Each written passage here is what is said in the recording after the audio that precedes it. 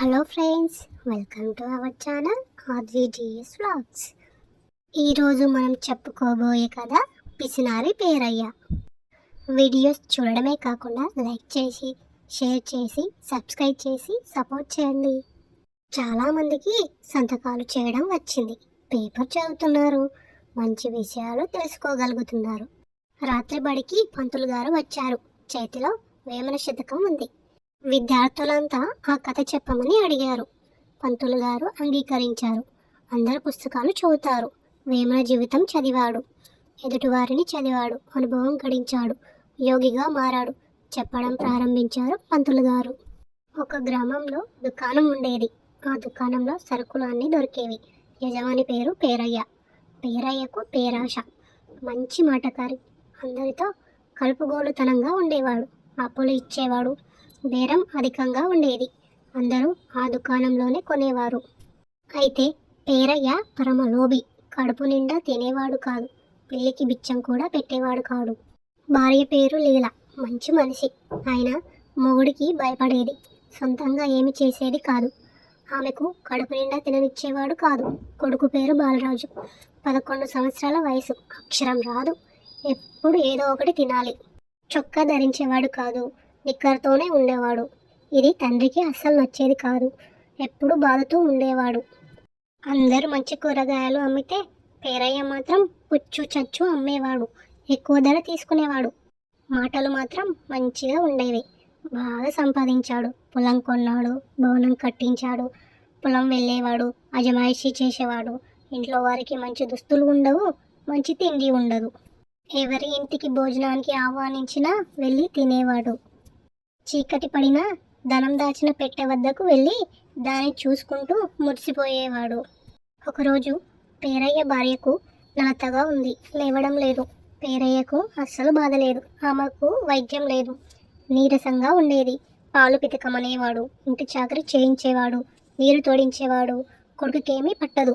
పాపం ఆమెకు జ్వరం మొదలయ్యింది.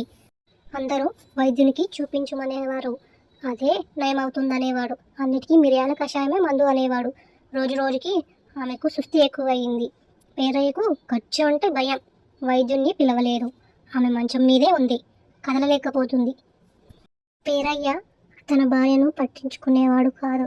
చివరికి వైద్యం లేక ఆమె మరణించింది. కొడుకు బాలరాజు కాసేపు ఏడ్చాడు.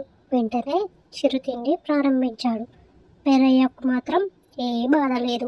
మందుల పైకం మిగిలిందని ఆనందం. దహనం చేయించాడు. బంధువులకు తెలియదు. కర్మకాండలు లేవు. పైకం మిగిలిందని పేరయ్యకు చాలా ఆనందం వేసింది. పేరయ్య సంగతి తెలిసి బంధువులు కూడా వారి ఇంటికి వచ్చేవారు కాదు. కొడుకు జులైలాగా మారిపోయాడు. ఊరి వారందరూ తన కొడుకుని చదివించమనేవారు. కానీ పేరయ్య మాత్రం ఎందుకు పైకం దండగా అని అనేవాడు. కొడుకు జులైలాగా మారి రోజు ఇంటికి పేచీలు కొట్లాటలు తెచ్చేవాడు. బాలరాజుకు చిరుతిండే ప్రధానం. ఇంకేమీ అవసరం లేదు. పేరయ్యకు మాత్రం ధనం తప్ప ఇంకేం అవసరం లేదు. మనుషులను నమ్మలేకపోయాడు. దొంగల భయంతో కంటికి నిద్ర కూడా ఉండేది కాదు. తిండి సహించేది కాదు. ఆరోగ్యం పాడైంది. పక్షపాతం వచ్చింది. పేరయ్య మాత్రం వైద్యుణ్ణి కలవలేదు. సహాయం చేసేవారు లేరు. కొడుకుని అస్సలు నమ్మడు. మిరియాల కషాయం తాగితే ఏ జబ్బైనా నయమవుతుందని పైకం పోనిచ్చేవాడు కాదు. పేరయ్య బావమరిదికి ఈ తంతు అంత తెలిసినా రాలేకపోయాడు. ఇతరుల సలహా మీదకు బావమరిదిని పిలిపించాడు పేరయ్య. కొడుకుని మంచి దారిలోకి తీసుకురమ్మని చెప్పాడు పేరయ్య. కానీ పైసలు మాత్రం ఇవ్వనని చెప్పాడు పేరయ్య. చెల్లెలి మీద అభిమానంతో ఒప్పుకున్నాడు బావమరిది. మేనల్లుడైన బాలరాజుతో మాట్లాడి ఒప్పించి తన వెంబడి తీసుకెళ్ళిపోయాడు బావమరిది.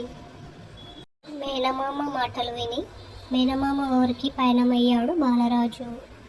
కొన్ని రోజుల తర్వాత పేరయ్య ఉన్న గ్రామంలో నదికి వరద వచ్చింది. చాలామంది ప్రాణాలు పోయాయి. వరద నీరు ఊరంతటిని ముంచేసింది. పేరయ్య మాత్రం డబ్బులున్న పెట్టెను అలాగే కౌగిలించుకున్నాడు. వరద నీటిలో తన ప్రాణాలు కాపాడుకోకుండా ఆ పెట్టెనే కౌగిలించుకున్నాడు పేరయ్య. నీరు ఎక్కువగా త్రాగడంతో హరేమన్నాడు పేరయ్య. పేరయ్య పెట్టెను కౌగిలించుకున్నాడు కానీ ప్రాణాలను నిలుపుకోలేకపోయాడు. ఏమన్నా చెప్పిన విషయం ఏమిటంటే లోబిని ఎవరు ఏం చేయనక్కర్లేదు, పైకం అడిగితే చాలు పడి చచ్చిపోతాడు అనే నీతిని చెప్పాడు. సంపాదించాలి, సంపాదించింది అనుభవించాలి, అతడే మనిషి. ఇది మనకు ఏమైనా చెప్పిన నీతి. మర్చిపోకండి అంటూ పంతులు గారు పాఠాన్ని ముగించారు. ఈ స్టోరీ మీకు నచ్చినట్టయితే లైక్ చేయండి, షేర్ చేయండి, సబ్స్క్రైబ్ చేసుకోండి.